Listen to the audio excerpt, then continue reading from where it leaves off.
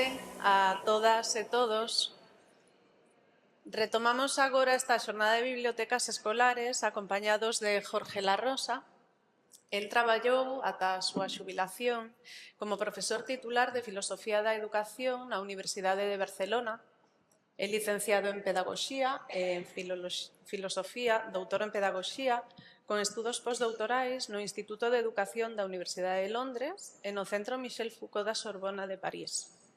Os seus temas principais son a relación entre a experiencia e a linguaxe, a subxectividade e a educación, así como a estrutura formal e o funcionamento material dos dispositivos artísticos, culturais e educativos. É imposible resumir brevemente o seu amplísimo currículum, polo que para non estenderme mencionarei soamente que impartiu cursos e conferencias en diversas universidades europeas e latinoamericanas. Publicou numerosos libros de lectura, linguaxe e educación, por mencionar a súa última publicación, Alma se tiene a veces, Ejercicios de retirada, publicado no ano 2023, é unha obra que xorde a partir dunha meditación sobre a vellez e a retirada e así, pois, o final dunha vida consagrada ao oficio de ensinar.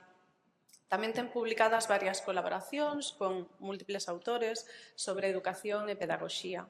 E no ano 2022 foille concedido un doutoramento honoris causa pola Universidade de San Luís, en Argentina. Hoxe está aquí con nós para falar da Escola Alfabetizadora. Moitas grazas, profesor, por aceptar o noso convite para compartir con nos este espazo de reflexión e aprendizaxe. Grazas e benvido. Gracias.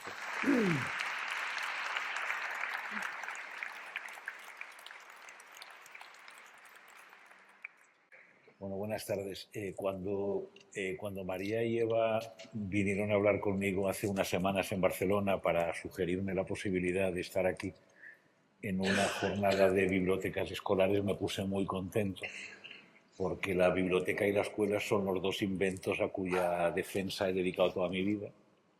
No solamente a cuya defensa, sino también a explorar su potencia, su magia, su fuerza, su belleza también, y un poco sus aventuras históricas. Son dos inventos griegos que atraviesan 100 milenios y, desde luego, tanto la aventura de la escuela como la aventura del alfabeto son cosas maravillosas, ¿no? Cuando me enteré de que la jornada estaba dedicada al teatro, otro invento griego, ya me puse a dar saltos de alegría y decidí añadir 3 palabras griegas más: la palabra democracia, la palabra filosofía y la palabra filología. Por lo tanto, mi charla tendrá que ver un poco con la escuela, un poco con la alfabetización, un poco con el teatro, un poco con la democracia, un poco con algo que yo llamaré una manera filosófica de estar en el mundo, que sería una manera, digámoslo así, pensativa, digámoslo así, consciente de estar en el mundo, y una manera filológica de estar en el mundo que tiene que ver con el amor a la palabra, ¿verdad? La filosofía y la filología son las dos únicas disciplinas que tienen filía en su nombre, es decir, que tienen que ver con el amor a la lengua, en un caso, y con el amor a la sabiduría o a la conciencia o a la vida consciente, en el otro caso.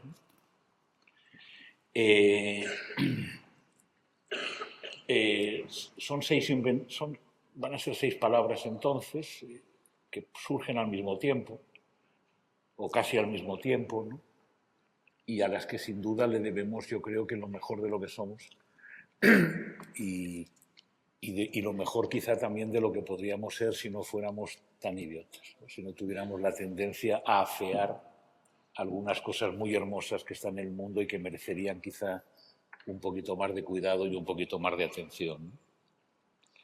Yo voy a hablar primero de la escuela y del alfabeto, o sea, de esa escuela que entendía su función principal como enseñar a leer y a escribir, esa escuela que no podía entenderse sin biblioteca. Y voy a hablar también de la biblioteca, pero esa biblioteca que no puede entenderse sin escuela, que no puede entenderse sin algo así como un club de lectura o una sala de estudio, que no puede entenderse también sino como una institución de formación o de enseñanza, ¿no? Porque me parece a mí que esa alianza entre la escuela y la biblioteca constituyen casi una idea de de un paraíso humano, ¿no? De una posibilidad humana de felicidad. Me parece que era Borges el que imaginaba el paraíso en forma de biblioteca. Yo he tenido siempre la pretensión de corregir un poquito a Borges y decir que el paraíso yo me lo imagino en forma de universidad. Si una universidad es lo que debería ser, es decir, un lugar donde idealmente están todos los libros del mundo y donde idealmente uno tiene todo el tiempo del mundo para hablar de los libros con gente interesada en los libros, ¿no? Pero seguramente la escuela y la biblioteca no son solo una de las formas de la felicidad, uno de los inventos humanos quizá más extraordinarios, ¿no? Sino que también son como una tarea, ¿no? Como una responsabilidad con los libros y con los niños, como un territorio en el que experimentar relaciones interesantes entre los libros y los niños. Mi madre era maestra de párvulos ya en los años 50, en una aldea perdida en la provincia de Teruel, y dedicó toda su vida a enseñar a leer y a escribir a los críos. Y yo trabajé toda mi vida en la universidad, en las universidades del mundo, pero también he entendido siempre mi trabajo como un enseñar a leer y a escribir. Es decir, que mi mamá y yo teníamos la misma faena. Yo creo que las instituciones de enseñanza fueron, ¿verdad?, instituciones alfabéticas, ¿no? Y a veces he imaginado mi trabajo de profesor como una especie de burro de carga cuya tarea es llevar libros de la biblioteca a la sala de aula y llevar chicos y chicas de la sala de aula a la biblioteca, ¿verdad? Es decir, una especie de doble transporte, ¿no? De coger libros de un sitio y llevarlos a otro para trabajarlos públicamente en esa especie de dispositivo de atención compartida que es una sala de aula, pero también de iniciar a los niños y las jóvenes en ese lugar que es la biblioteca, ¿no? Pero además de eso, se habrán fijado que en el título que yo le puse a esta charla, eso del elogio a la escuela alfabética, hay una tercera palabra griega que es la palabra elogio. Escuela es una palabra griega, alfabeto es una palabra griega y elogio también. Y la palabra elogio significa literalmente dos versos, generalmente un dístico, colocado en un monumento o en una estatua para cantar las virtudes del muerto. De ahí el parentesco de la palabra elogio con la palabra elegía, que como ustedes saben es un canto por la pérdida o por la desaparición de algo, ¿verdad? Solo hay que recordar la elegía de Miguel Hernández, ¿verdad? En Orihuela, su pueblo y el mío, se me ha muerto como del rayo Ramón Sige, con quien tanto quería, ¿no? Entonces, la palabra elogio siempre tiene una cierta connotación como de elogio fúnebre. Tengo la sensación de que elogiamos aquello que está un poco desapareciendo. Es como si lo cantásemos en el momento de su desaparición, ¿verdad? Como si cantásemos su belleza, ¿sí? En el momento de su desaparición. No son pocos los que dicen que estamos entrando en una época posalfabética o posletrada o poshumanista incluso. No son pocos también los que han hecho ya su elogio fúnebre del alfabeto y de las formas de relación con la lengua, con el mundo y con los demás propias del mundo alfabético y de la cultura alfabética.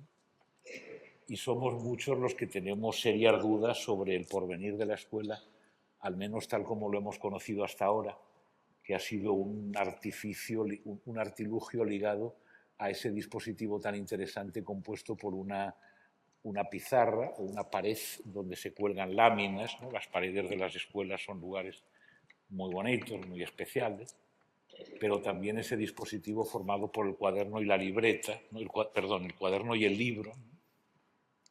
Las palabras que pasan de la pizarra al cuaderno, del cuaderno a la pizarra, del libro al cuaderno, del cuaderno al libro, ¿no?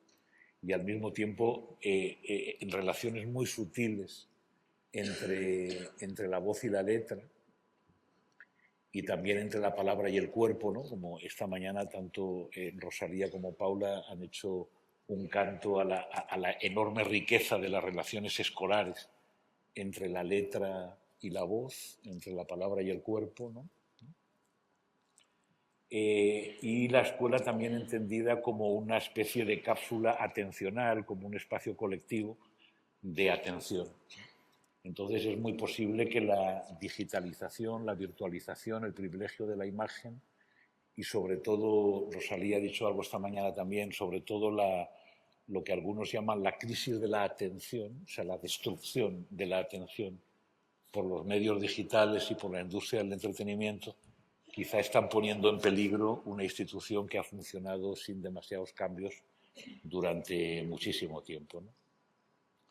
Pero, en fin, yo me voy a dedicar no tanto a cantar la elegía de la escuela, sino a elogiarla, es decir, a decirlo, a cantar un poco su belleza. No entraremos, pues, en la cuestión de su crisis o no, porque me parece que es interesante mirar lo que hay. Tampoco está mal esa cosa de pensar en la posibilidad de la desaparición de aquello que amamos, porque cuando miramos lo que hay sin darlo por supuesto, como si pudiera no estar, eso hace que lo valoremos más y que a veces tengamos la tentación como de defenderlo con uñas y dientes, ¿no? Chesterton dijo que para ver lo ordinario como extraordinario, solamente hace falta cerrar los ojos e imaginar que eso que damos por supuesto no existe. Entonces, si cerramos los ojos, imaginamos que salimos de aquí y en Santiago y en Galicia y en España no existen cosas como las bibliotecas, cosas como las escuelas, o cosas como la democracia, o cosas como la filosofía, ¿verdad? Pues entonces nos daremos cuenta de lo extraordinario que es, ¿no? La imagen que utiliza Chesterton, que es todavía más bonita que esa, la de cerrar los ojos, es cuando dice que deberíamos mirar todo lo que hay, igual que Robinson miraba todo lo que había podido salvar de los restos del naufragio, todas esas cosas a las que confiaba su supervivencia, simplemente porque podrían no haberse salvado, podrían no haberse salvado. Lo que decía Chesterton es que para ser revolucionario hay que tener muy claro qué es lo que queremos conservar, que es aquello que deberíamos defender con todas nuestras fuerzas, ¿no? Porque si desapareciera, si nos lo robaran, el mundo de todos sería un poquito más pobre, un poco más feo y un poco más triste, ¿no? Chesterton dice, a mí me impresionó mucho esa idea, ¿no? Que lo más bonito del Robinson Crusoe es el inventario, es esa especie de lista de todo lo que hay, porque podría no estar, porque podría haberse perdido. Y eso te da la sensación de que a veces lo que hay es un milagro. En el Robinson es un milagro los utensilios de cocina, las 2 hachas y un rifle, porque podía no estar. Y entonces muchas de las cosas que hay son un milagro. Es un milagro que todavía haya escuelas, es un milagro que todavía haya bibliotecas, es un milagro que todavía haya niños en las escuelas y en las bibliotecas y que todavía haya profesores y profesoras y bibliotecarios que reciben a esos niños e inventan para ellos maneras lindas de encontrar libros y de relacionarse con ellos, ¿no? Chesterton tenía la impresión de que todas las cosas buenas que tenemos son como despojos que hay que guardar y agradecer y proteger como si fueran reliquias de alguna especie de catástrofe original. Así que yo voy a empezar por elogiar esas 2 cosas, la biblioteca y la escuela, haciendo por un momento como si no estuvieran ahí, como si no las pudiéramos dar por supuestas. Porque yo creo que no las podemos dar por supuestas. Yo creo que pueden desaparecer y no nos daremos cuenta. O sea, si las damos por supuestas no nos daremos cuenta, ¿no?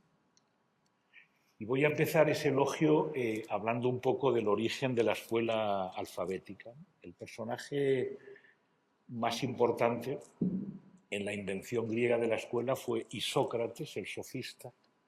No Sócrates, que nunca tuvo escuela, en el sentido estricto de la palabra, sino Isócrates. Lo que hizo Isócrates, en una expresión muy hermosa que usa un filósofo amigo mío que se llama Jan Maselin, lo que hizo Isócrates fue darle tiempo a la lengua, darle tiempo a la lengua.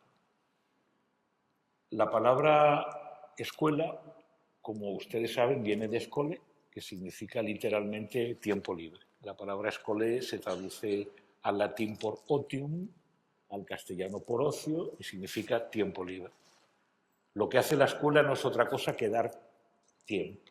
O sea, arrancar a los niños y a los jóvenes del trabajo y darles tiempo para otras cosas, darles tiempo para aprender, para estudiar, para hacer cosas que no tienen que ser inmediatamente útiles ni inmediatamente productivas, ¿no? Con la lengua pasa algo parecido, ¿no? Me parece que era María Zambrano la que decía que en un texto muy bonito de juventud que se llama ¿Por qué se escribe? Decía María Zambrano que escribimos porque siempre hablamos demasiado y demasiado deprisa. Entonces escribir tiene que ver con compararse, ¿verdad? Compararse a pensar. Por tanto, la lengua es una cosa que siempre está apresurada. En la antigua Grecia los griegos eran muy parlanchines, tenían fama de charlatanes, enamorados de los decires, de las adivinanzas, de los cuentos. Se la pasaban en el ágora discutiendo las leyes, y en el tribunal, y en los mercados, y en las plazas, y escuchando a los aedos, y así, ¿verdad? Pues la lengua siempre estaba como anclada a prácticas de oralidad que tenían que ver con una cierta inmediatez. Y lo que hace Isócrates, según dice Mascheroni, es justamente darle a la lengua tiempo, es decir, desincrustarla de las prácticas en las que estaba incrustada y disponerla para su estudio, ¿no? Disponerla para su estudio. Y Sócrates, de hecho, era un personaje interesante porque era un logógrafo. Un logógrafo es un tipo que escribía discursos por encargo. Esta mañana Paula nos ha dicho que a veces hace obras de teatro por encargo. Por tanto, sería un poco logógrafa, ¿no? Alguien te encarga un texto, ¿no? Entonces no estás pensando algo para decirlo tú, sino para que lo diga otro, ¿no? Además, no deja de ser interesante que escribiera sus discursos no para decirlos, sino para publicarlos. Uno de los discursos más famosos de Isócrates tardó 10 años en escribirlo. Entonces, nadie tiene tiempo, nadie tiene 10 años para pensar lo que va a decir mañana en la asamblea, en el tribunal o donde sea. Por lo tanto, veis que lo que hace Isócrates es darle tiempo a la lengua, o sea, desincrustarla de las urgencias y de la rapidez y simplemente darle tiempo, ¿no? El hecho de que se dedicara a la logografía, o sea, a escribir discursos por encargo y a la enseñanza, derivaban, dice, de su incapacidad para la oratoria, que era un tipo que tenía una voz muy débil, una timidez invencible y una gran falta de aplomo, ¿no? Es decir, ya que no puedo ser orador, enseño oratoria, ¿no? Lo cual es muy bello, y además dicen que hojeaba los expedientes de sus mejores alumnos honrando a los políticos, los poetas y los oradores que después fueron, ¿no? Es como si él no hubiera podido ser orador, pero estuviera siempre muy orgulloso de haber formado oradores, digamos, justamente habiéndole dado tiempo a eso, ¿no? El arte supremo de Isócrates, él le llamó la retórica, pero la retórica no tiene nada que ver con una composición vacía y con una especie de virtuosismo vacío, sino que la retórica en la antigüedad tiene que ver con el arte del pensamiento. O sea, la educación literaria y la educación del pensamiento es la misma cosa. Y es famosa la sentencia de Isócrates de que la palabra adecuada es el signo más seguro del pensamiento justo. Esa expresión llega prácticamente hasta Juan de Mairena. Juan de Mairena, el heterónimo de Machado, como saben, era profesor de retórica en un instituto de Andalucía. Y Juan de Mairena todavía es muy consciente de eso, de que enseñar a hablar y enseñar a pensar es la misma cosa. Enseñar a escribir y enseñar a pensar es la misma cosa, ¿no? Y además la retórica, la enseñanza de la lengua está impregnada ya en la antigüedad griega de un sentido cívico, de un sentido que tendría que ver con la ciudadanía y con la participación, digamos, en las instituciones democráticas de la época, ¿no? Que es muy interesante. De hecho, la otra sentencia de Isócrates, que para nosotros es muy común, pero que parece un milagro, hay frases que, claro, se han repetido tantas veces que las tenemos naturalizadas, pero cuando se dicen por primera vez son verdaderamente escándalos, ¿no? Entonces Sócrates tiene una muy famosa que dice: nosotros llamamos griegos a quienes tienen en común con nosotros la cultura y no la sangre. Es decir, ser griego no se define por el nacimiento, sino se define por la lengua y por la cultura, ¿verdad? Llamamos griegos a aquellos que comparten con nosotros la cultura y no a aquellos que comparten la sangre, la raza, la etnia y así. Eso debió ser un escándalo tremendo, ¿no? De hecho, la antigua Grecia fue quizá un lugar donde la cultura letrada y la educación literaria eran casi prácticas sagradas, ¿no? Quizá en ninguna otra época el hecho de aprender ha sido considerado como la tarea más noble de la existencia, ¿no? De hecho, es griega también la sentencia de que no hay mayor placer para el alma que envejecer aprendiendo. Aprender es lo más noble a lo que podemos aspirar los seres humanos, y poder envejecer aprendiendo hasta el último día es lo mejor que nos puede pasar a cualquiera, porque aprender es quizá de las cosas más interesantes que hay, ¿no? Pero bueno, fueron los griegos los que inventaron la escuela, el alfabeto, y también los libros de texto, los libros escolarizados, digamos, dedicados a la enseñanza. Y luego la mayoría de los ejercicios escolares que permanecieron casi inmutables hasta hace bien poco, como los dictados, las redacciones, la discusión, los ejercicios. Los ejercicios escolares clásicos son un invento casi milenario, ¿no? Entonces el primer elogio tenía que ver con eso, con cantar esa relación original, ¿no?, entre escuela y alfabetización, esa idea de que la escuela no puede pensarse sin el alfabeto,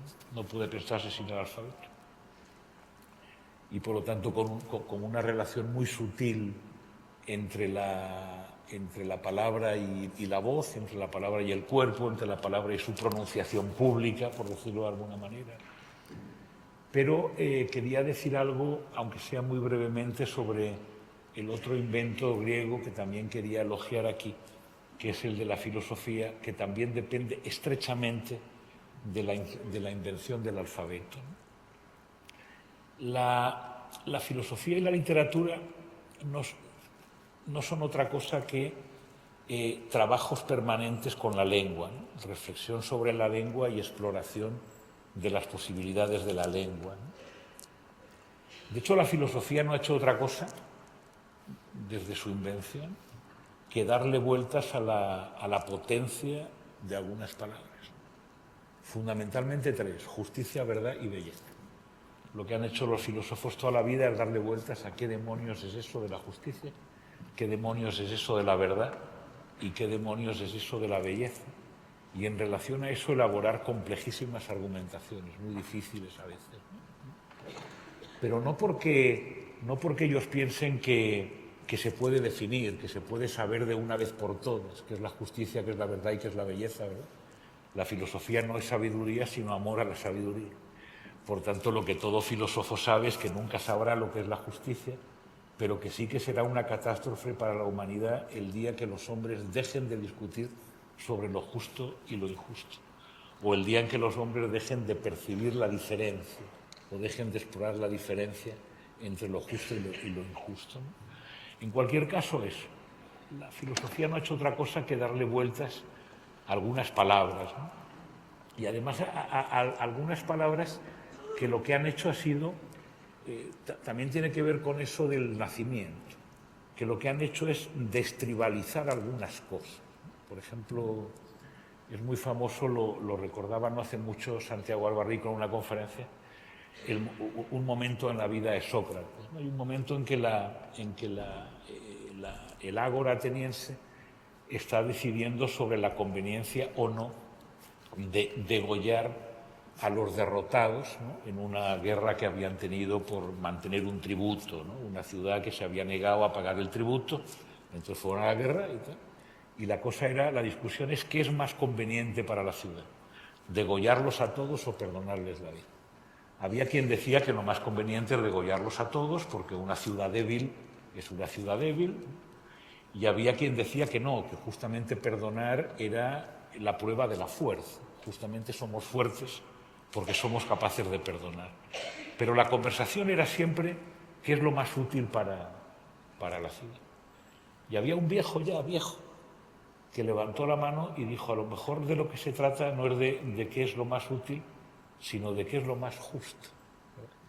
O sea, a lo mejor la conversación no es qué es lo más útil para Atenas, sino qué es lo más justo en general. Pero para eso requiere que la gente empiece a hablar sobre la justicia y no sobre la utilidad de las cosas, ¿no? sobre vencedores y vencidos, la fuerza de las ciudades y cosas así, ¿no? En cualquier caso, la filosofía ha hecho eso y la literatura yo creo que no ha hecho otra cosa que explorar la sonoridad de la frase y el juego de las connotaciones. Esta mañana, en ese prodigio de energía y de conexión intertextual que ha hecho Rosalía, donde nos presentaba complejísimos ejercicios en los que mezclaba la música, la voz, los poemas, con el recitado y con la performance y con no sé qué, ha puesto algunos ejemplos muy bonitos de juegos con las connotaciones. Cuando ha citado el poema de Longa Noite de Pedra, Celso Emilio Ferreiro, ¿verdad? Longa Noite de Pedra, que para ella tenía que ver con la resistencia. Luego lo ha comparado con un poema de Miguel Hernández que también tenía que ver con la resistencia, por tanto son dos connotaciones de la palabra resistencia. Y luego ha hecho algo parecido con el mar de Alberti, ¿verdad? Que es el mar calmo del sur, y con el mar de la Costa da Morte de Muxía y tal, ¿verdad? Entonces, la palabra mar está llena de connotaciones, como la palabra resistencia está llena de connotaciones. Y lo que hacen los poetas y los buenos escritores es justamente jugar con esas connotaciones y darnos el mar en todas sus posibilidades y darnos la resistencia y la lucha en todas sus posibilidades, ¿no? Pero bueno, tanto una cosa como otra no son sino trabajos con la lengua, de manera que enseñar a leer y a escribir, y esa relación que yo llamo una relación pensativa con la lengua, lo que hace es de alguna forma hacerla consciente y desautomatizar. Yo creo que cuando la escuela se dedica en cuerpo y alma a enseñar a leer y a escribir, lo que hace es intentar evitar que la relación de los jóvenes y de los niños con la lengua se reduzca a obedecer a sus dictados, digamos, no a obedecer a sus consignas, y de alguna forma hacerla consciente. Yo recuerdo que durante todo el tiempo en que fui profesor, yo era un profesor un tanto cascarrabias, no muy amable a veces. Los chicos al final me acababan queriendo, pero no era fácil, digamos, quererme del todo desde el principio. Qué sé yo, a veces tenía ese gesto un poquito autoritario del profesor no de cortar una conversación, pero sí de decir, esto que usted está diciendo no viene a cuento, no tiene que ver con eso de lo que estamos hablando, ¿no? Por tanto lo dejamos para luego, porque eso no viene a cuento, digamos, ¿no? Eso no está ahí bien. Y entonces la cosa es, pero es que yo puedo decir lo que pienso, ¿no? Yo tengo el derecho a decir lo que pienso. Y yo creo que sí, que eso es obvio, ¿no? Que todo el mundo tiene derecho a decir lo que piensa, pero en la escuela, además del derecho a decir lo que piensa, tienen la obligación a pensar lo que se dice. Y eso es otra cosa, ¿verdad? O sea, no se puede hablar sin pensar. Y pensar significa ser consciente de lo que se dice, ¿no? Significa hacerlo de alguna manera consciente, ¿no? Y la filosofía tiene que ver con eso porque, aunque, la filosofía nace con la prosa, no deja de ser curioso que el primer fragmento de prosa que se conserva en Occidente sea el fragmento de Anaximandro, ¿verdad? O sea, la tradición poética funciona en verso, sobre todo en la oralidad, porque tiene que ver con la memoria y tiene que ver con la recitación. La filosofía inaugura la prosa, ¿no? ¿Sí? Y aunque Platón se dedica a escribir diálogos, los diálogos de Platón no imitan un diálogo real, porque la complejidad argumentativa de un diálogo socrático, las vueltas y revueltas y sobre todo las referencias que hay constantemente a lo que se dijo antes y a lo que se dirá después, son imposibles para una memoria ágrafa. Por lo tanto, la filosofía exige una cosa muy rara, que es que uno pueda volver atrás para volver a leer lo que uno ya ha dicho y que uno pueda pensar hacia adelante para pensar lo que va a decir después. Por tanto, la escritura tiene que ver con darse cuenta de lo que uno dice, ¿verdad? Con hacer consciente lo que uno dice y las consecuencias de lo que uno dice, y por tanto también con hacerse responsable de lo que uno dice. Si al final de mi intervención me da tiempo y hablo un poquito de la democracia, puede que hable un poquito sobre eso también hoy día tan raro, que es hacerse responsable de lo que se dice. Es decir, hablar en nombre propio no solo tiene que ver con el derecho a expresar el yo, nos pasamos la vida expresando el yo, sino que tiene que ver con hacerse responsable de alguna cosa, es decir, con responder de alguna cosa, ¿no? Pero bueno, eso era un poco la filosofía, y uno de mis maestros, un filólogo que se llama Miguel Morey, decía que la filosofía enseña una cosa muy extraña, que es a hablar como se escribe. Yo sé que esa cosa de hablar como se escribe hoy en día está muy desprestigiada. De hecho, está la palabra pedante, que tiene que ver etimológicamente con pedagogo, ¿verdad? Y tiene que ver con esa gente un poquito engolada, ¿no? Que parece que hablan así como raro, ¿no? Y hablan como se escribe. Entonces, en nuestra época hay una especie de asociación extraña entre la libertad y la espontaneidad de la oralidad y el acartonamiento de la escritura, que yo creo que nadie que tenga una conciencia literaria puede mantener, porque a veces la oralidad está llena de clichés y la escritura justamente es capaz de desautomatizar la lengua, ¿verdad? Eso no es así. Pero Miguel decía que el hablar como se escribe tiene una importancia fundamental, porque tiene que ver con eso, tiene que ver con ser o intentar ser consciente de lo que se dice, ¿no? Intentar pensar lo que se dice, ¿no? Esa separación, ¿no? Pensar lo que decimos, ¿no? De hecho, había una sentencia griega muy bonita para los chicos que eran muy parlanchines, pero eran un tanto remolones para la lectura y para la escritura, que era esa sentencia de los libros hacen los labios, ¿no? Los libros hacen los labios. O sea, los labios de uno, la manera como uno habla, está hecho también por los libros que ha leído, digamos, ¿no? Los libros hacen los labios, ¿no? Yo me dediqué, no hace mucho estuve en un pueblito de Soria, donde un amigo tiene una colección de manuales escolares muy impresionante, ¿no? Y me dediqué a mirar los prólogos de los libros de gramática de los años 50, 60 y anteriores, los clásicos libros de gramática. Los prólogos de los libros de texto eran interesantes porque allí el que escribía el libro de texto les intentaba convencer a los niños de lo importante que era que estudiaran química, matemáticas o lo que fueran. Entonces el prólogo era una especie como de discurso dirigido al lector y era, pues, niños, la química es fundamental para la vida y haréis muy bien en ver todo lo bonito que os voy a explicar en este libro de química, ¿no? Pero los libros de gramática tienen mucha gracia, ¿no? Porque le decían a los niños, soy yo Felipe, Felipiño, ¿no? Tú has aprendido a hablar sin necesidad de ir a la escuela, has venido a hablar con tu mamá, ¿no? La lengua materna, ¿no? Pero en la escuela no se aprende a hablar, en la escuela se aprende a hablar bien. Es una cosa muy rara, ahora diríamos que autoritario, ¿verdad? ¿Qué quiere decir bien? En la escuela se aprende a hablar bien, ¿no? Y el prologuista que él decía, ¿y con quién se aprende a hablar bien? Pues se aprende a hablar bien con la gente que habla bien, con la gente que tiene una relación interesante con la lengua, y decían enseguida, y con los escritores, se aprende a hablar bien leyendo.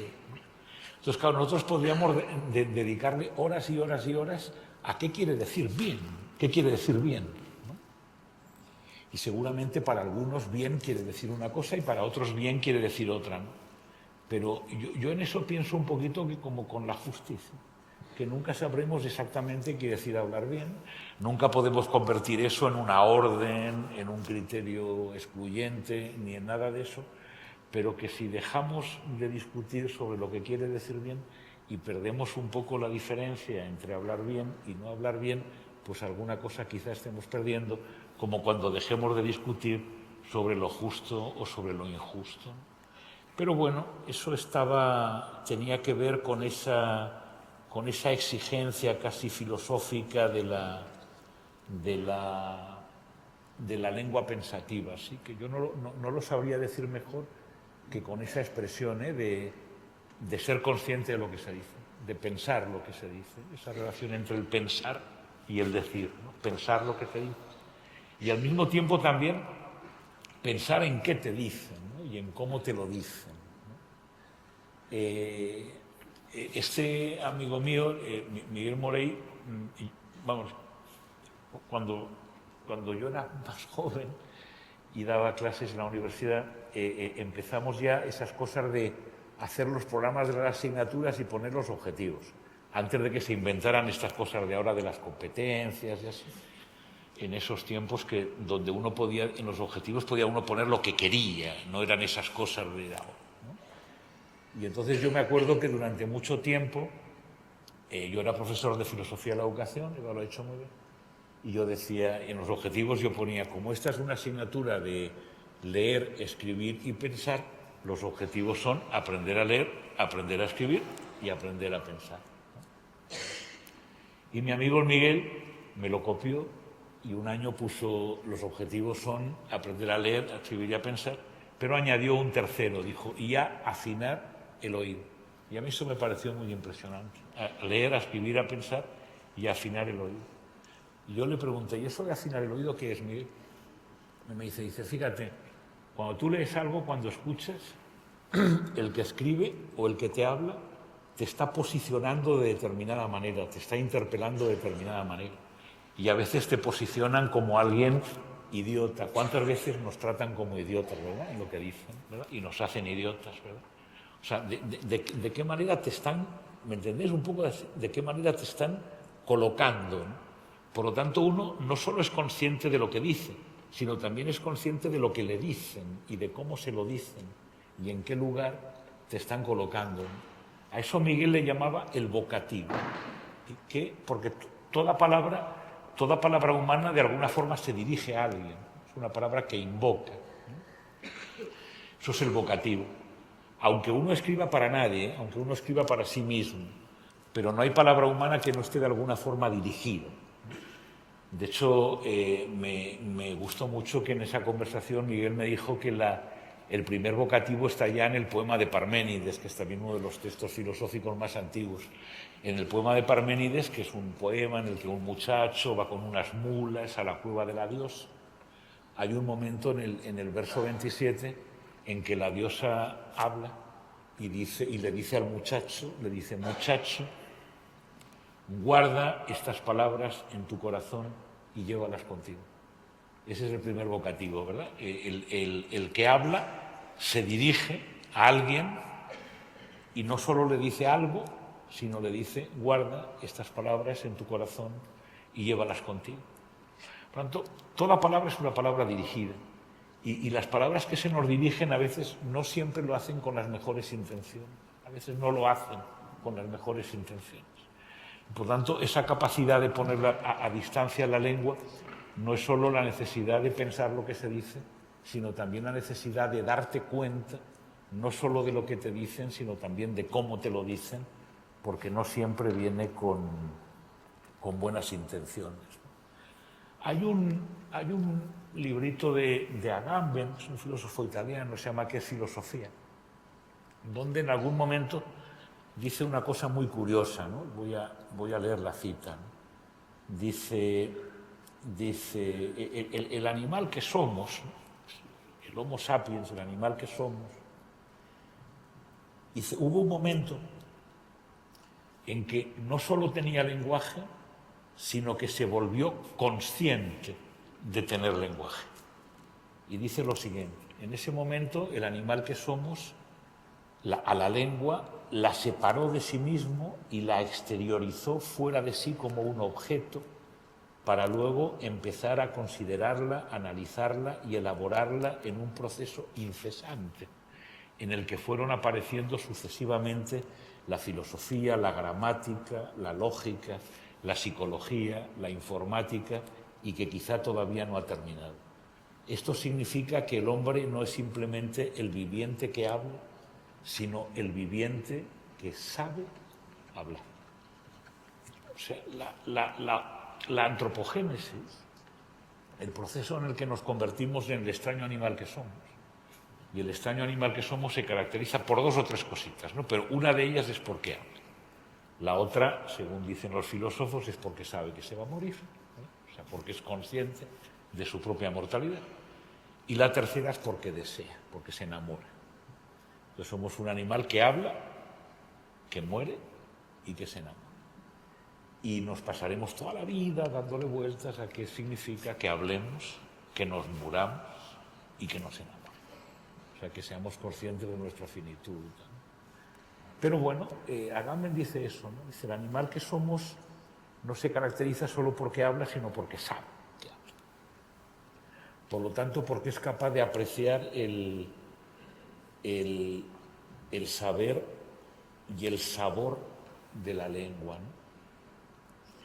De la misma manera que el animal que somos, antes estábamos hablando de lo bien que se come en Galicia, es un tópico como otro cualquiera, pero de la misma manera que el animal que somos no solo come, sino que saborea, es decir, es capaz de suspender la lógica puramente metabólica del hambre y de la alimentación para entretenerse en el sabor de las cosas, ¿verdad?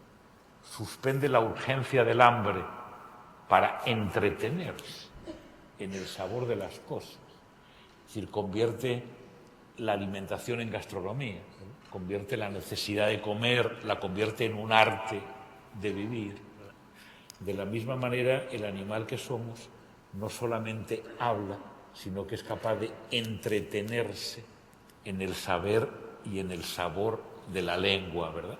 Es decir, convierte la necesidad de la comunicación que compartimos con los delfines, las ballenas, las arañas, lo convierte, como ha dicho también esta mañana varias veces, se convierte en juego, se convierte en placer, se convierte, qué sé yo, en fiesta, digamos, ¿no? El hablar, hablamos porque necesitamos comunicarnos, pero fundamentalmente hablamos porque nos gusta hablar, ¿no? Porque nos gusta hablar, sí, porque somos capaces de saborear, ¿verdad?, la lengua misma y para eso no. Los que hacen un poco la historia de la relación entre la lengua y el alfabeto dicen que hay, en la historia de la relación entre la lengua y el alfabeto hay básicamente tres momentos, ¿no? El primer momento, que le llaman la alfabetización, sería el momento en que en la historia del animal que somos se inventa el alfabeto fonético, ¿no? Por lo tanto, la lengua se alfabetiza. No solo la lengua se alfabetiza, sino que los hablantes de la lengua se alfabetizan. Por tanto, los hablantes de la lengua ya no solo hablan, sino que son capaces de, como dice Agamben, de exteriorizar la lengua y de verla, de ponerla y de verla a distancia, ¿verdad? La escritura nos permite eso, nos permite ver lo que decimos, ¿no? Y por tanto pensarlo, considerarlo, revisarlo, corregirlo, arrepentirnos de lo que dijimos, intentar arreglarlo, todas esas cosas, ¿no? Todas esas operaciones metalingüísticas, digamos, de alguna manera, ¿no? Por tanto, la alfabetización de la lengua es un acontecimiento. Cambia la forma de pensar, cambia la relación con el mundo se pone sobre el papel, es un acontecimiento brutal. El segundo acontecimiento, dicen los historiadores, es el de la gramatización. Las gramáticas de las lenguas romances, del castellano, el portugués y así, son todas más o menos contemporáneas. La primera es la de Nebrija, que coincide con la conquista de América, ya sabéis, ¿no? Está dedicada a Isabel la Católica. Y las gramáticas de las lenguas romances, del italiano, del portugués, ya así aparecen más o menos en la misma época, ¿no? Entonces ahí la lengua no solo se alfabetiza, sino se gramatiza. Por tanto, se puede empezar a decir ya eso de aquí vas a aprender no solo a hablar, sino a hablar bien, es decir, a hablar según las convenciones de la gramática, con lo cual se gramatizan también los hablantes de las lenguas. Pero la tercera revolución es la que estamos viviendo ahora, ¿no? La de la informatización y la de la inteligencia artificial, que es cuando la lengua se automatiza. se automatiza. Es decir, donde basta apretar un botón para que te salga un discurso, ¿no? O sea, la lengua humana se hace automática y la lengua humana puede ser pronunciada de alguna forma por las máquinas. Entonces, ese momento es muy extraño porque hace que la tarea en la relación con la lengua sea justamente la de desautomatizar. O sea, a ver si lo puedo decir bien. El tema de la inteligencia artificial no es solo que la máquina hable, es que el hecho de que la máquina hable está permitido porque hace mucho tiempo que nosotros ya hablamos como maquinitas. Entonces, como hace mucho tiempo que ya hablamos como maquinitas, las maquinitas pueden hablar como nosotros. Por tanto, la automatización de la lengua tiene que ver con que nosotros hablamos como maquinitas. O mejor dicho, tiene que ver con que van a empezar a ser las maquinitas las que nos enseñan a hablar. Uno podría decir, antiguamente, en esa época autoritaria y no sé qué, eran los maestros autoritarios que te decían eso no está bien, hay que conjugar mejor el verbo, los que enseñaban a hablar a los niños, pero les enseñaban los maestros. Podía ser lo que fuera, pero les enseñaban seres humanos. A los niños había seres humanos que les enseñaban a hablar bien, quiera decir lo que quiera decir bien, pero les enseñaban a hablar bien. Ahora son las maquinitas las que enseñan a los seres humanos cómo se debe hablar. Por tanto, la tarea es justamente la desautomatización de la lengua. Y yo creo que solo hay una, al menos en lo que a mí se me alcanza, yo creo que solo hay una manera de desautomatizar la lengua, que es hacerla consciente. La única manera de desautomatizar la lengua es que la lengua no sea automática, ¿entendés? Que no sea estímulo-respuesta, ¿verdad? O sea, que entre la pregunta y la respuesta haya 3 segundos, haya un tiempito para pensar. La única posibilidad de que la lengua se desautomatice es que haya un tiempito para pensar. Ese tiempito para pensar es otra de las maravillas que caracterizan al extraño animal que somos. El extraño animal que somos no solo se comunica, sino que habla. Y eso quiere decir que piensa. Eso quiere decir que piensa antes de responder, como también lo dice muy bien Agamben, ¿no? O sea, las palabras, cada vez que hablo tengo que buscarlas, no las tengo automáticamente, sino que cada vez que hablo tengo que buscarlas, las busco, ¿no? Las busco con la punta de la lengua a veces, ¿no? Las busco, ¿no? Entonces las palabras hay que buscarlas. El día que no haya que buscarlas, el día que las palabras te vengan automáticamente a la boca, ese día habrá desaparecido una de las características fundamentales que hacen a ese animal que somos, ¿no? Que es la conciencia. Hay unos cineastas que a mí, bueno, yo trabajé sobre ellos hace tiempo porque los hicimos honoris causa en una universidad y yo tuve que preparar un poco el discurso de la laudatio, ¿no? El discurso de alabanza, que son los hermanos Dardenne. No sé si os acordáis de algunas de las películas primeras de los Dardenne, Rosetta, El Hijo, películas como de los años 80 o 90 o por ahí.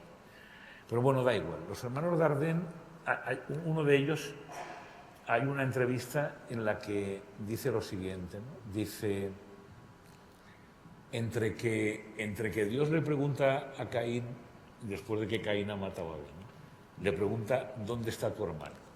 Dios le pregunta a Caín, ¿dónde está tu hermano?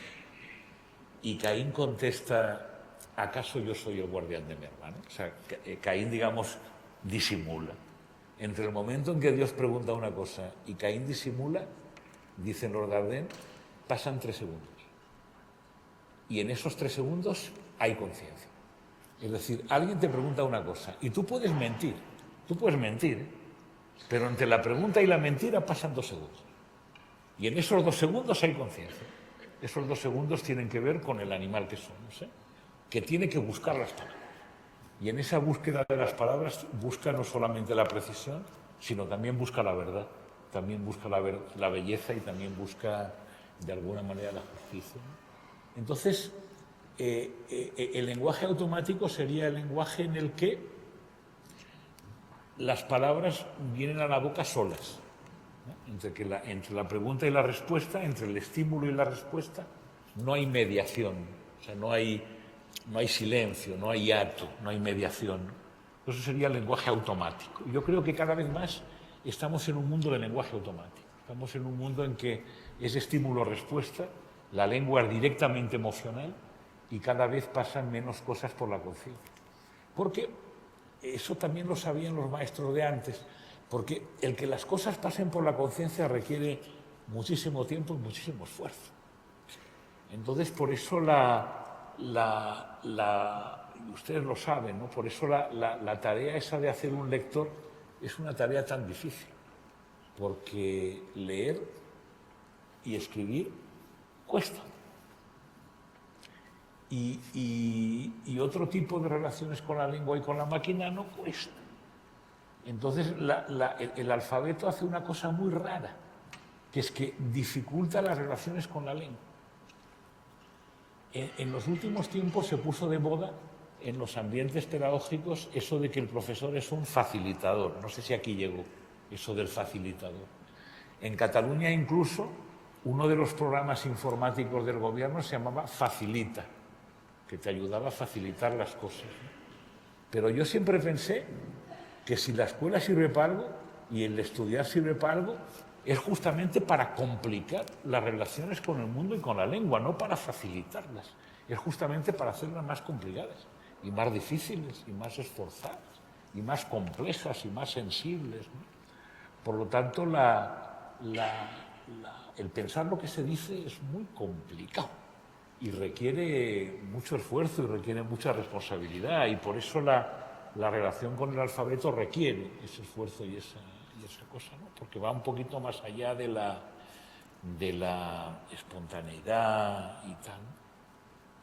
Bueno, voy a hacer un breve, antes ya de entrar en el final de la charla, ¿no? Voy a hacer un breve paseíto por la democracia, ¿no? Es otro invento griego que depende fundamentalmente de la lengua y de la relación con la lengua, ¿no? Se podría decir así: el medio con el que funciona la economía es el dinero, ¿no? El medio con el que funciona la economía es el dinero. Pero el medio en el que funciona la democracia es el lenguaje. ¿Sí o no?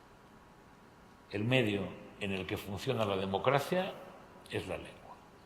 En la tradición occidental, Platón fue el primero en darle a la lengua, y no a la riqueza o a la religión o a la tradición, el poder de gobernar la ciudad. O sea, la ciudad no la gobierna ni la tradición, ni la gobierna el nacimiento, ni la gobierna el poder, porque los hombres libres no obedecen al tirano, obedecen a la ley, y la ley es el resultado de una argumentación y de una deliberación.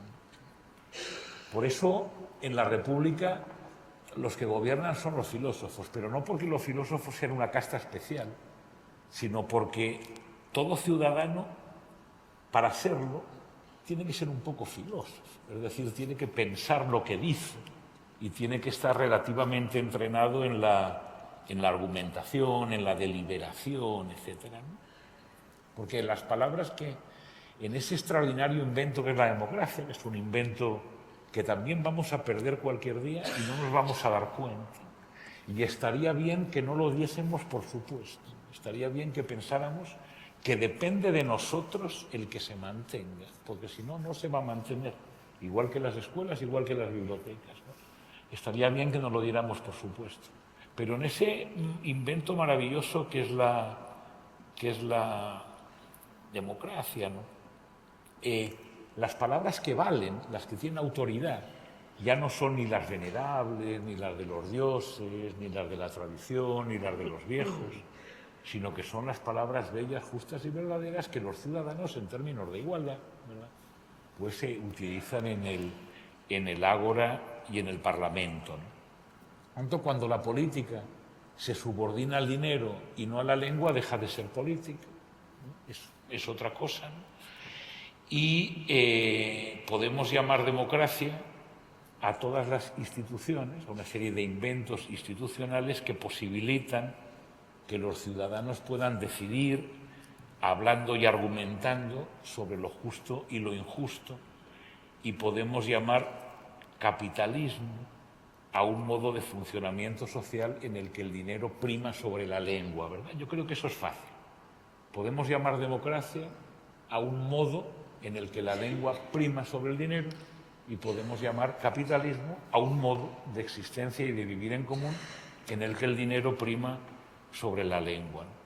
Por eso la lengua es la garantía de la democracia. Cuando yo me enteré de que Paula iba a hacer la conferencia de esta mañana, corrí a comprar su obra de teatro, ¿no? La que ganó se llama Las alumnas, ¿no? Que tiene que ver con los recuerdos de una maestra republicana. Y yo estoy convencido de que en aquella época, aquella maestra republicana y el homenaje que le hace Paula Caballero a la escuela de aquella época, ¿no?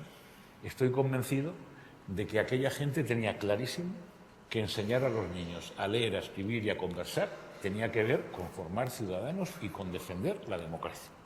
Porque la democracia, la escuela no era otra cosa que una institución para formar ciudadanos que pudieran debatir, argumentar, ser críticos, ser conscientes de lo que dicen y, por lo tanto, decidir con los demás sobre el destino común, ¿no?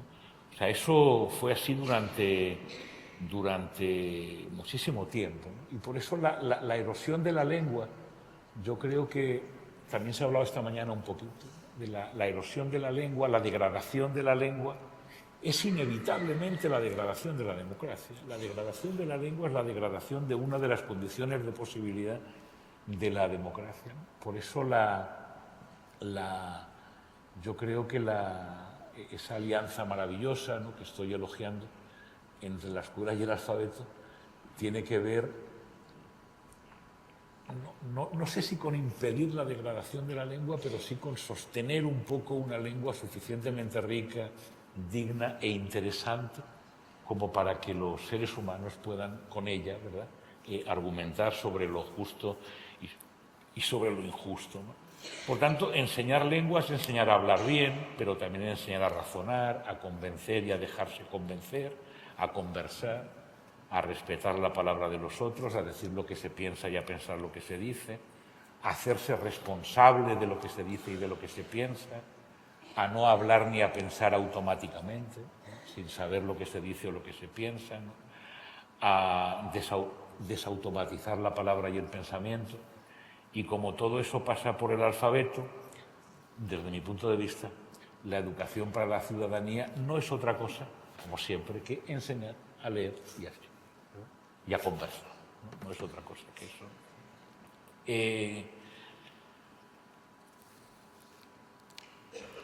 Un poquito ya para terminar, casi para terminar sobre el teatro.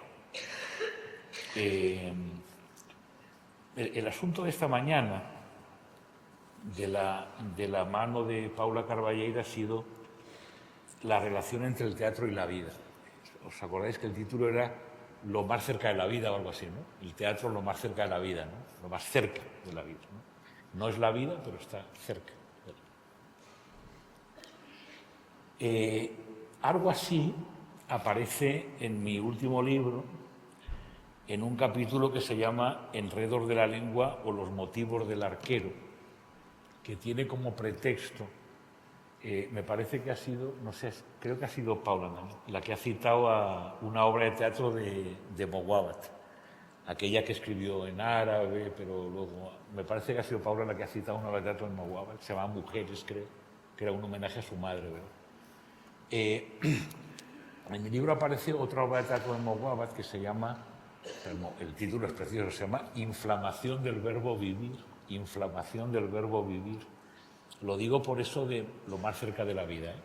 Se llama Inflamación del verbo vivir, y que es una adaptación que hace Mowabat de una de las últimas tragedias de Sófocles, que es el Filoctetes. Eso es muy bonito también, ¿eh? La cosa que tienen los teatreros, los escritores, los poetas en general, de honrar la tradición, o sea, de saber que son eslabones de una cadena. La obra de Paula, la de las alumnas, termina así. Os lo voy a están hablando dos mujeres, están hablando de la que fue su maestra, que ya murió, están hablando de la que fue su maestra.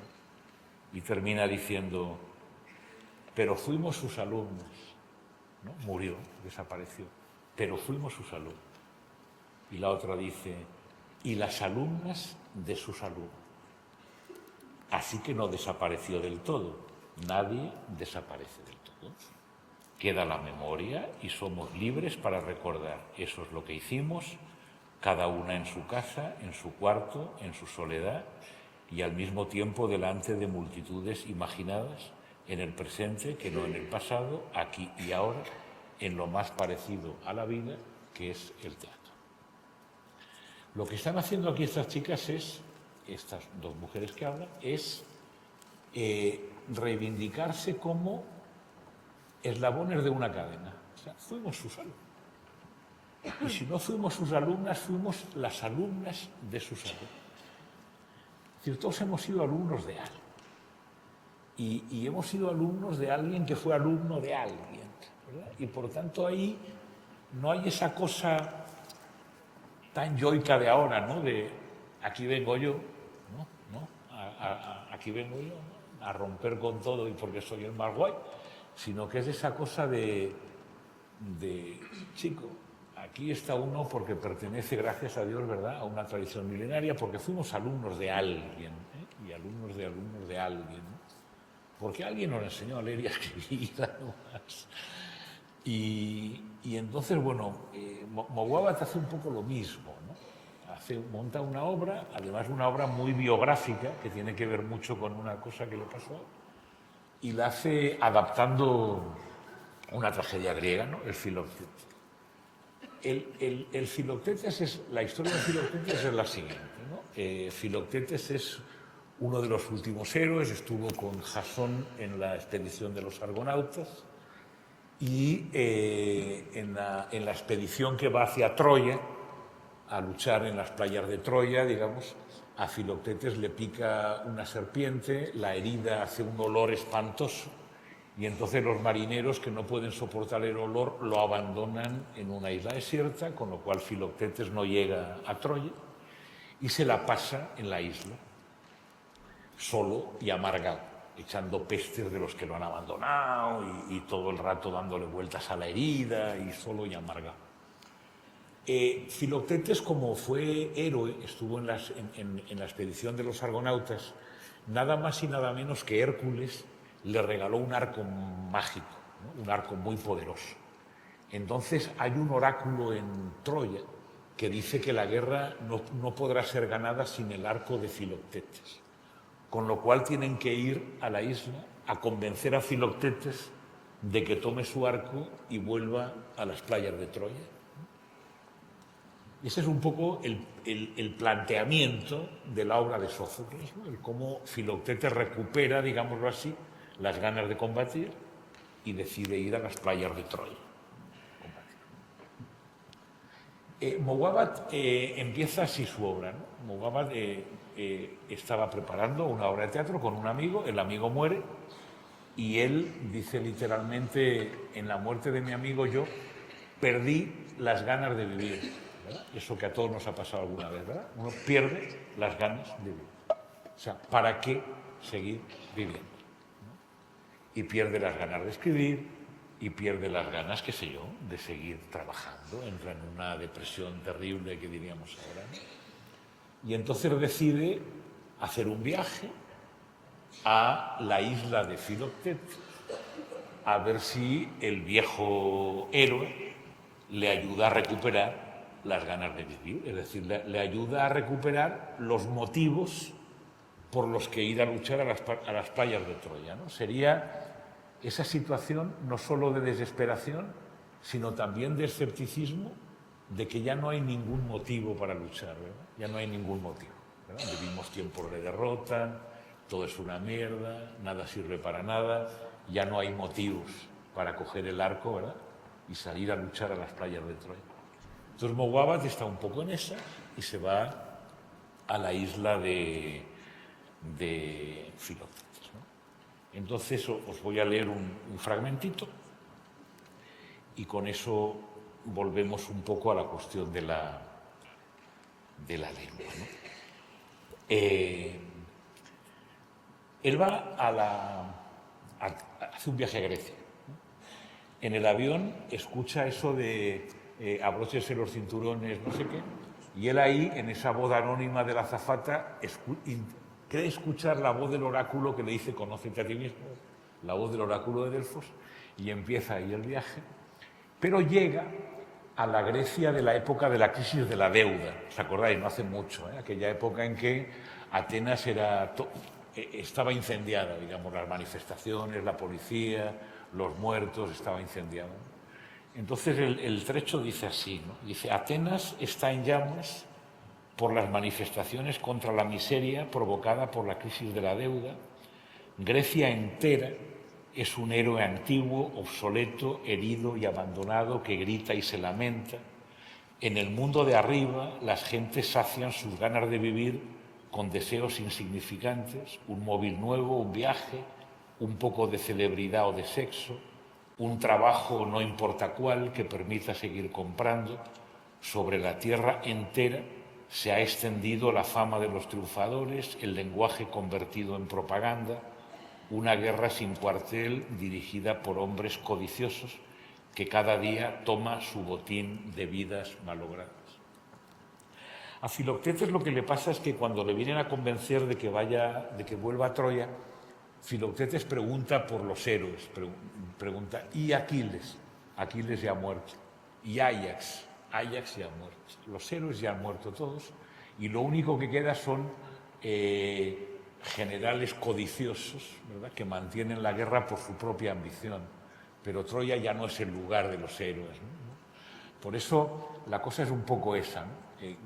Grecia misma, en el oráculo ya no suena ninguna palabra que sea faro para nadie, ¿no? Grecia misma es un héroe caído, ¿no? ¿Dónde encontrar las ganas de vivir, ¿no? El hilo de la cultura se ha roto, ¿no? Entonces Mowabat oye una voz que sale de una gruta que le dice lo siguiente, ¿no? Dice, cuando él, ¿no?, que va a buscar los motivos, ¿no?, pregunta cuál es su Troya y cómo encontrarla, la voz responde, ¿no? Troya es la orilla que solo tú conoces. Debes batirte para salvaguardar el lugar del lenguaje, el que place a tu corazón desde los tiempos antiguos de la infancia. Debes buscar el lugar del lenguaje, ¿no? Troya es lo que tú quieras, pero Troya es para ti, Troya es el lugar del lenguaje, ¿no? Filoctetes tiene ya la causa por la que retomará el combate, la salvaguarda del lenguaje, pero aún le queda por encontrar el arco, esa cosa simple que había perdido junto con las ganas de vivir, lo único con lo que puede volver a conectar con el mundo de los hombres. Y cuando lo descubra por fin, verá entre carcajadas que no es otro su arco que un lápiz de madera. Tanto el dramaturgo que va buscando los motivos para seguir escribiendo, los motivos para seguir, qué sé yo, para seguir enseñando, para seguir haciendo algo que valga la pena, ¿verdad? La voz le dice que tiene que buscar su playa, tiene que buscar su Troya, ¿no? Que su Troya no es otra que la salvaguarda de la lengua y para la salvaguarda de la lengua su arco no es otro que un lápiz de madera, ¿no? Y él concluye diciendo reaprender a hablar, a inventar palabras nuevas que hagan reír y llorar a los vivos y a los muertos, vivir y escribir y reencontrar la pronunciación exacta del propio nombre en la propia boca.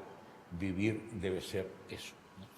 Y esa última frase, inventar palabras nuevas que hagan reír y llorar a los vivos y a los muertos, también es una definición del teatro parecida a la que nos han dicho esta mañana citando a Shakespeare o citando a otros, ¿verdad? Inventar palabras para hacer reír o llorar, ¿no?, para que los hombres sean capaces de reconocer sus penas y sus alegrías puestas a distancia, cantadas en esas piedras, ¿verdad?, que dice Mowabat que aman las palabras, ¿no? Entonces, el teatro sigue siendo un arte de la lengua.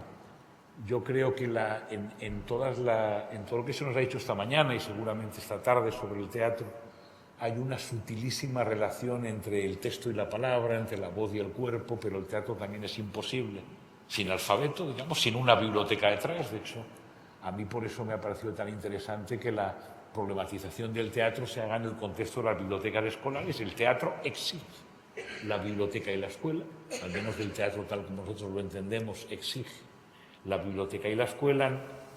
Y ahora sí, para terminar, voy a volver a Chesterton. Chesterton tiene un librito que se llama Lo que está mal en el mundo, en cuyo prólogo dice que una de las cosas que están mal en el mundo es que no nos preguntemos suficientemente qué es lo que está bien. Porque en lo que está mal estamos casi todos de acuerdo, pero a lo mejor deberíamos decir y decirnos una y otra vez que la escuela está bien, que la biblioteca está bien, que la democracia está bien, que el teatro está bien, que la filosofía está bien y que enseñar a leer a los niños y a los jóvenes está bien. Y a lo mejor deberíamos elogiar todo eso que está bien, alabando sus virtudes antes de que desaparezcan del todo. A lo mejor deberíamos aprender de Chesterton y de los chestertonianos que no hay ninguna revolución que no sea conservadora, porque lo que hay que conservar es nada más y nada menos que las razones para rebelarse, y las razones para rebelarse son para Chesterton, como siempre, defender algo bello, justo y verdadero que ya tenemos y que si nos descuidamos nos lo van a robar. Pasolini, que también era revolucionario, decía que era comunista por instinto de conservación. Soy comunista por instinto de conservación. Y Walter Benjamin, en las tesis de la filosofía de la historia, dice lo siguiente. Dice, Marx dice que las revoluciones son la locomotora de la historia, pero tal vez las cosas sean diferentes. Quizá las revoluciones sean la forma en que la humanidad que viaja en ese tren acciona el freno de emergencia, ¿verdad? Pues a veces ser revolucionario es accionar el freno de emergencia. A veces ser revolucionario es tener bien claro qué es lo que merece ser conservado. Y lo interesante es que Chesterton no nos invita a imaginar el mundo que soñamos, sino que nos invita a ver el mundo que tenemos. Y para ver el mundo que tenemos como extraordinario y no darle por supuesto, solamente hace falta cerrar los ojos un instante y ver que lo que hay podría no estar y que por lo tanto merece ser defendido con uñas y dientes, porque lo que vale la pena del mundo ha sido siempre salvado de un naufragio y hay cosas que hay que seguir salvando del naufragio, como las bibliotecas, las escuelas y el teatro. Nada más.